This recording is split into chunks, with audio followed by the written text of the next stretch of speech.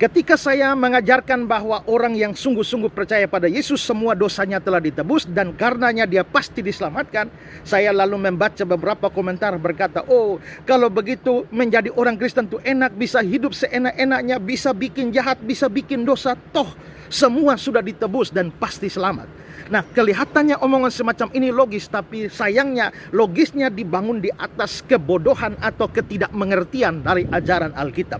Nah, ada dua hal yang mau saya tekankan. Pertama, Alkitab bicara soal kelahiran kembali.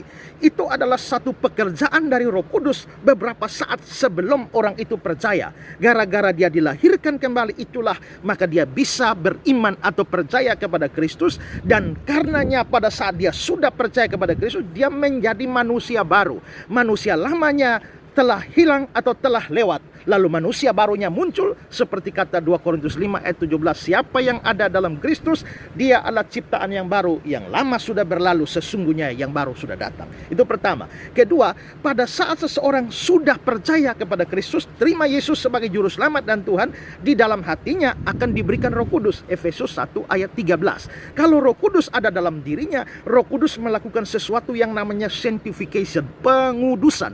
Roh Kudus bekerja menguduskan orang itu, lalu akhirnya orang itu mulai mengarah kepada kekudusan, sehingga hidupnya lalu mengeluarkan apa yang disebut sebagai buah roh di dalam Galatia 5 ayat 22-23. Nah, dua hal ini menunjukkan bahwa kalau seseorang sungguh-sungguh percaya, dia sudah dilahirkan kembali menjadi manusia baru, ada Roh Kudus yang melakukan pengudusan, maka dia akan condong pada kebaikan, dia akan condong pada kebenaran, hidupnya akan dibaharui. Dia masih bisa jatuh dalam dosa, dia masih bisa berbuat dosa, tapi itu bukan kerinduannya, bukan keinginannya. Justru dosa itu disesali dan dia akan bangun kembali, berjuang ke arah kebenaran, ke arah kebaikan, ke arah kekudusan. Itu ciri orang yang sungguh-sungguh percaya. Lalu bagaimana kalau orang berpikir, karena dosa saya sudah ditebus, saya pasti selamat, lalu saya boleh hidup seenak-enaknya? Pikiran itu menunjukkan kamu belum dilahirkan kembali dan belum ada pengudusan dalam diri kamu.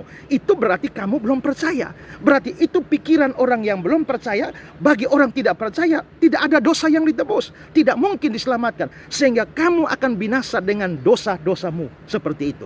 Karena itulah maka menjadi seorang Kristen yang telah ditebus dosanya dan pasti selamat, bukan berarti kita boleh hidup seenak-enaknya. Kita bertanggung jawab, dan secara alamiah, secara naluriah kita pasti akan berjuang untuk hidup dalam kebenaran. Jikalau kamu sudah sungguh-sungguh percaya kepada Tuhan, buktikanlah itu lewat pengudusan hidup.